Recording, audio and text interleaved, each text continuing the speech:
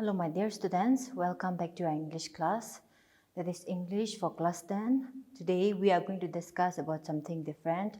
We have been doing poetries and then we have been doing stories, dramas and grammar.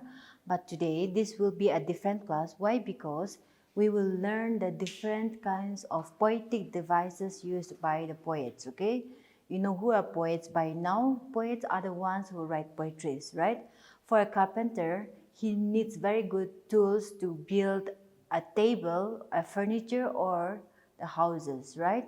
Likewise, even for a poet, he needs to have some devices in order to make his poetry become more beautiful. If I say a carpenter can build a table only with a saw, a hammer and nails, of course that can be done, but if he wants to give some special designs, he needs to have some special tools, right? So the same with the writers, especially with poets, okay? If I say I can paint the wall with my hands, okay, you can agree with that, but you can imagine of the finishing touch, right? If I paint the wall with my hands, it will take more time, plus it will also not give you a good finishing. We all know that.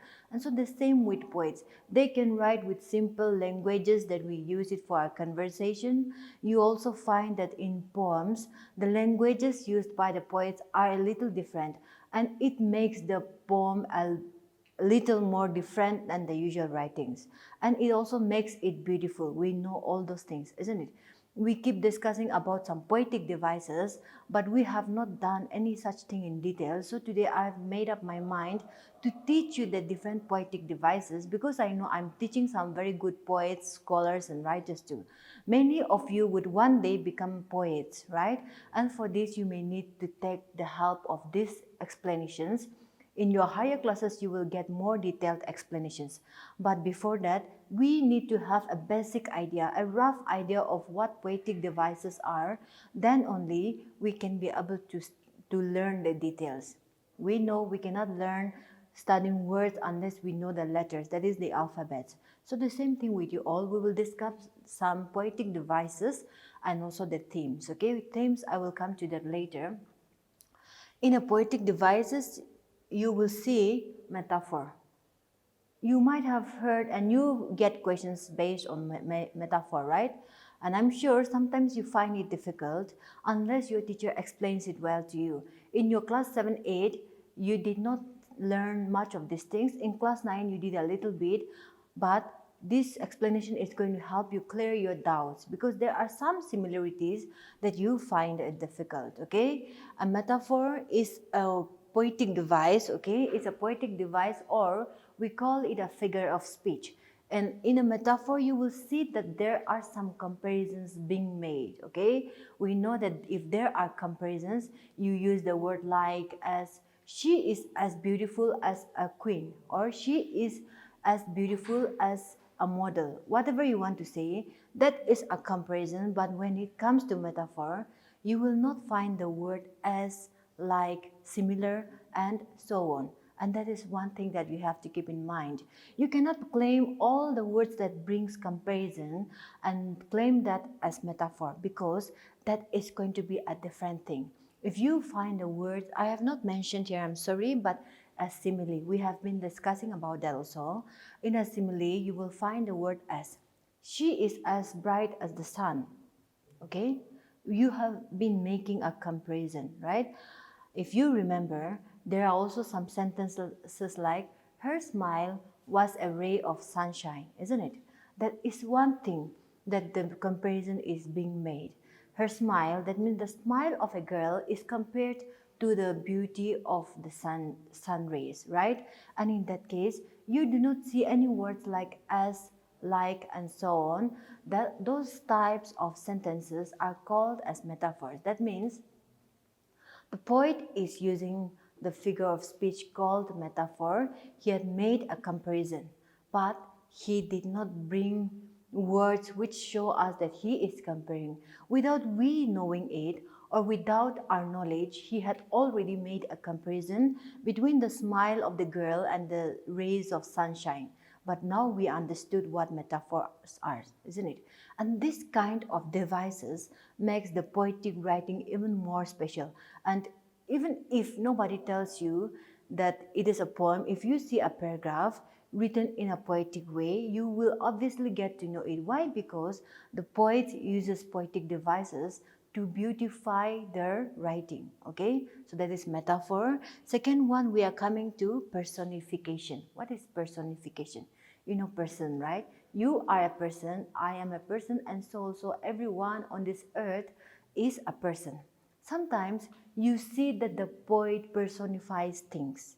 There are some things which are not human beings, but the quality of human beings are attributed to them, isn't it? Our readers, we make the readers feel as if those objects are human beings. For example, if I say the thread of time is ruthless, that means that is merciless.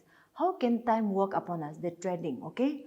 The poet, in this line, we are using the word time as a person. Time cannot work upon us like objects. But here the poet has brought things like that, okay? He will personify. He will present an object. The poet will present an object as if it is a living being. For example, if you look at a poem in That the Leveler, that lays his icy hands on kings. You remember that line? I'm not going to touch the poem in detail again, but we have already done the explanation, and by now you will be aware of that, right? That lays his icy hands on kings.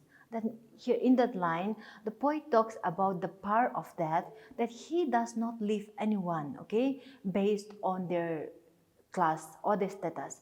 In the whole world, we know that the kings are above everything. The people are governed by the kings, right?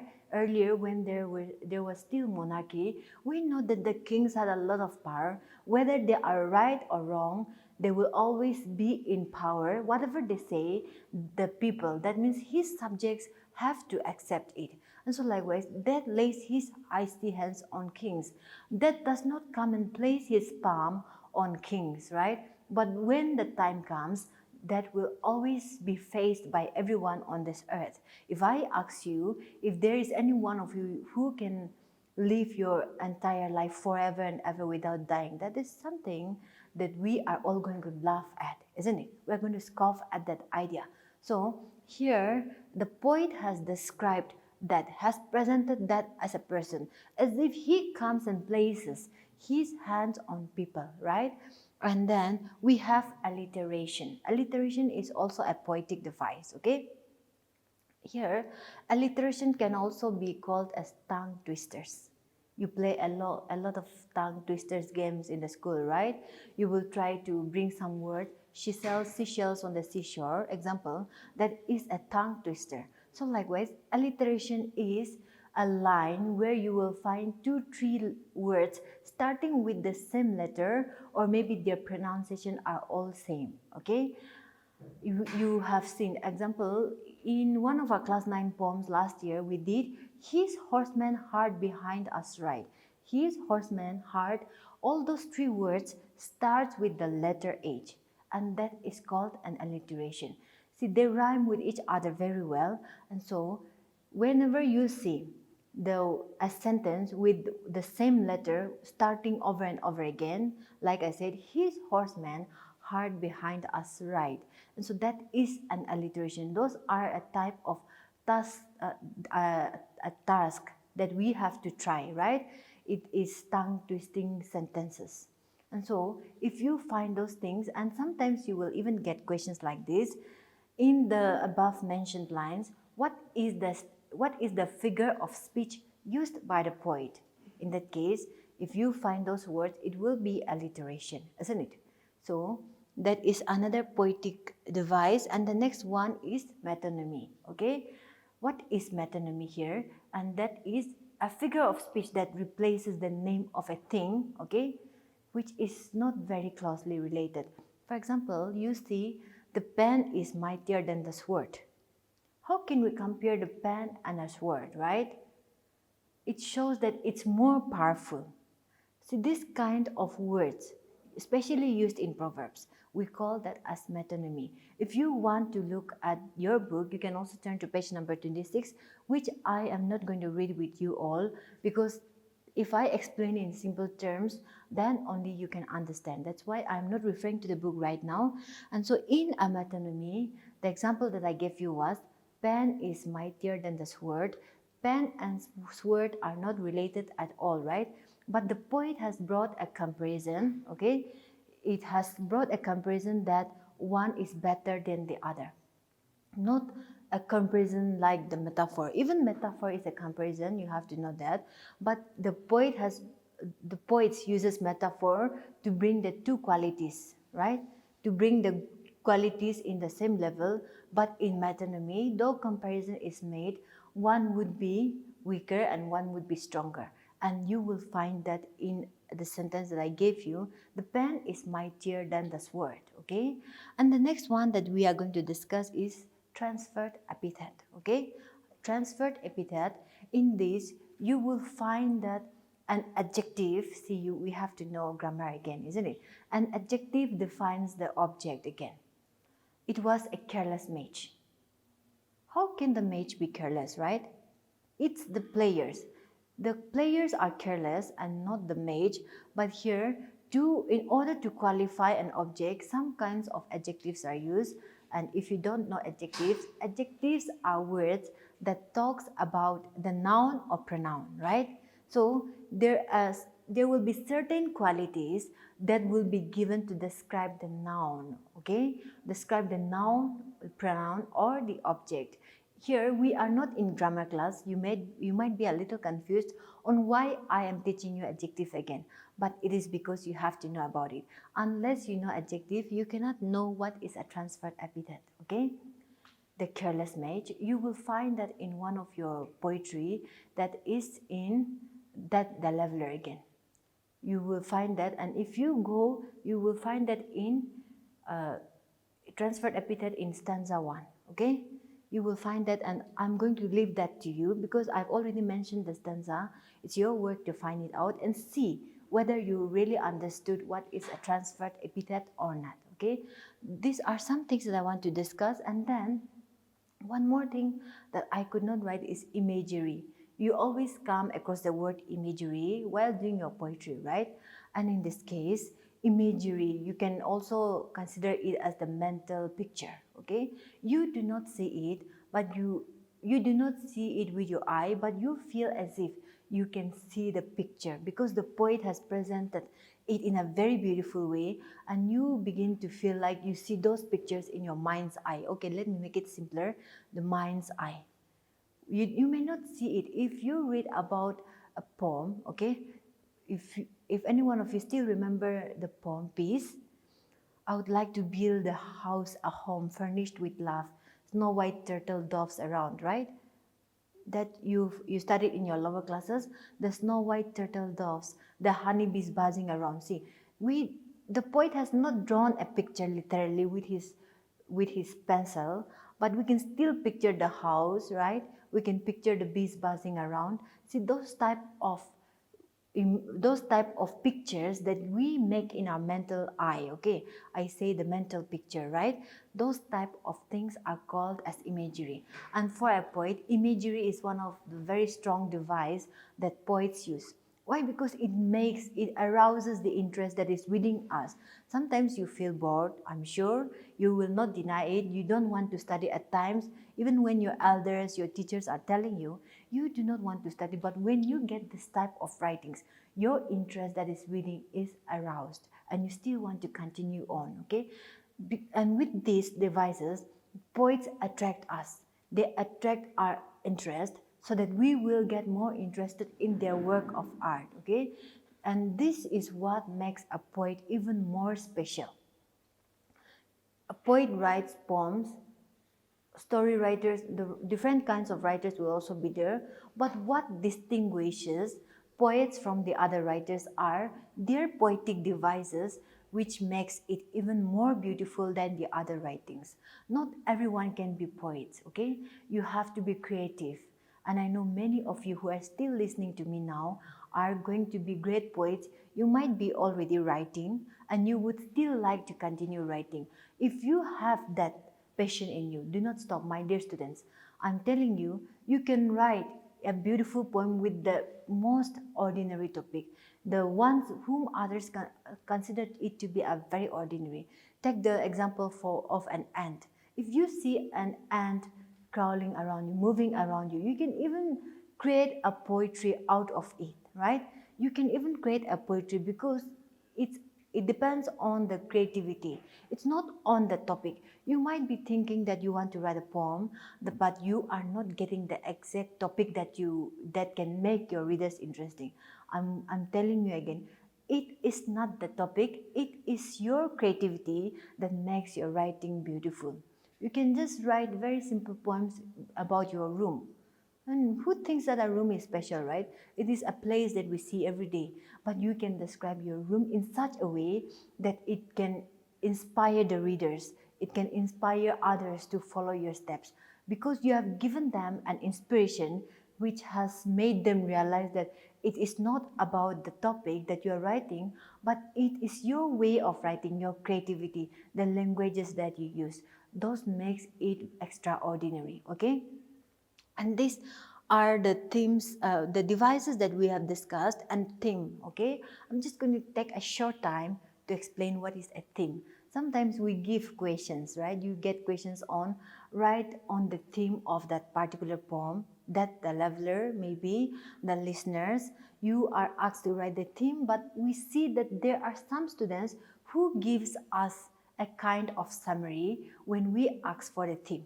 Okay, so please do not make that mistake. The summary is a totally different one. It is just briefly summarizing, giving you the story in an ordinary language or in short. Let me say it. Okay, so a summary is the whole. You are summing up the whole poem in one. But if it is a theme, example, if you are asked to write the theme of that the leveler, right?